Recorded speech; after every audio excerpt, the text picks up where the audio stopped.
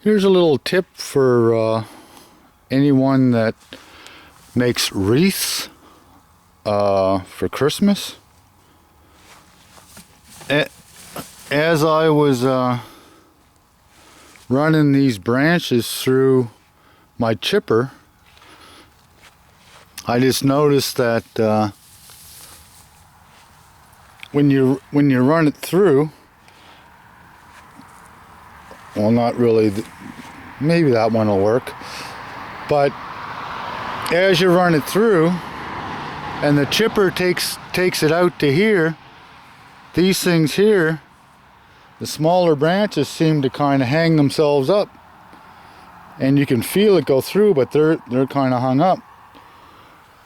And boys, I tell you, you can get an awful lot of tips in a short period of time by doing it this way. So if anybody's, makes wreaths at Christmas time, and I know they go out in the forest and they do what's called tipping. They just take the tips off of the trees or whatever. But if you were to, have a couple around your yard or something like that, and you just cut off a couple branches or whatever, or if you're in the forest or whatever, and just take the branch. Just take a couple branches. Don't kill the whole tree.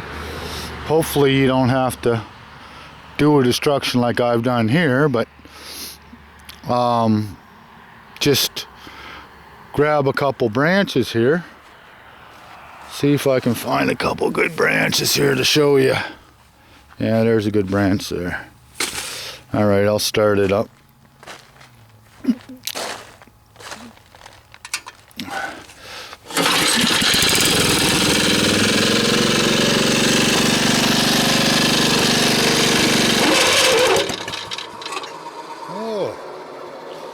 Give it enough time.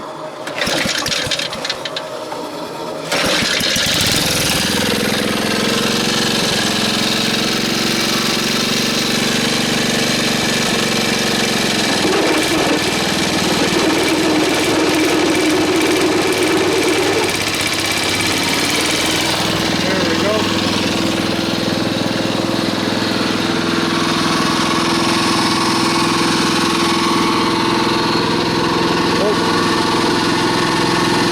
Sorry about that. I'll stand back here a little ways.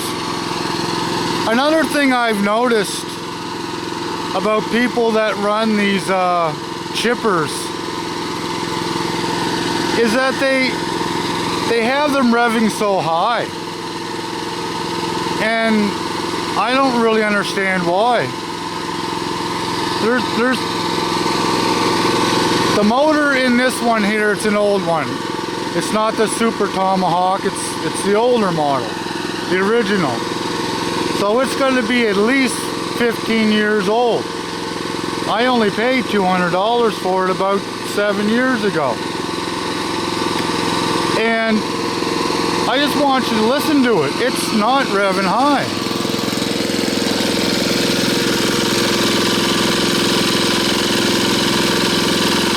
I have it so that it's, revving at about maybe 1500 RPMs. That's all you need, really. So here I'll show you.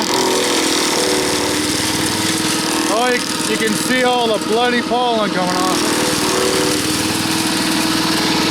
Okay, so there's some tips.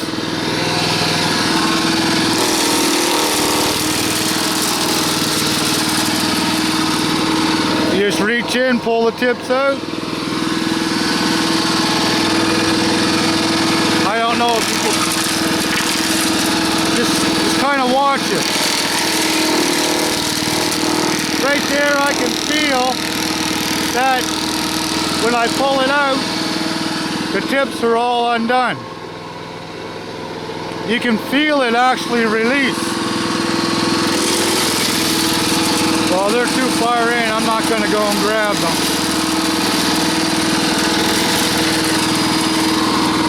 But another thing is, if your blade is sharp,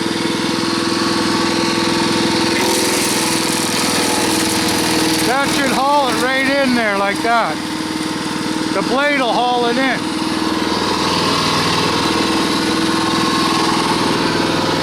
I watch all these people on YouTube and they're shoving it in real hard. You shouldn't have to.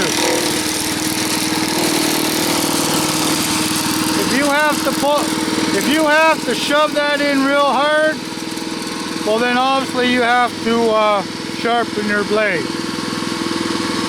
And the sharper your blade is, the easier your engine's going to have to work, because you're not jamming the piece of wood in there.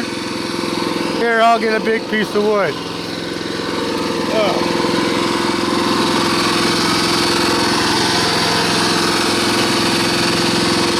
Because you're...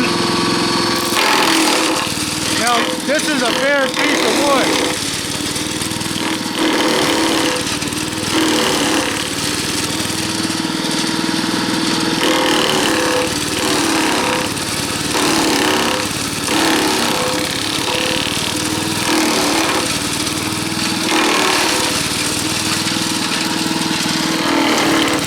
Now, I don't know.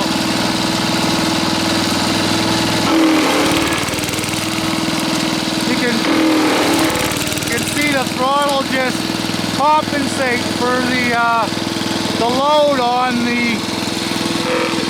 the cutter blade. So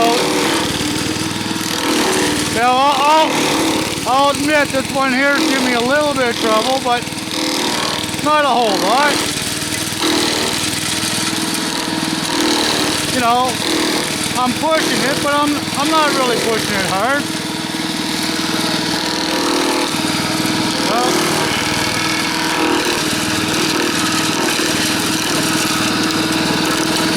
oh, that one's stuck. Fit back out. But as you can see, you shouldn't have to force it that hard. Okay, I'm not going to make it long. I mainly just want to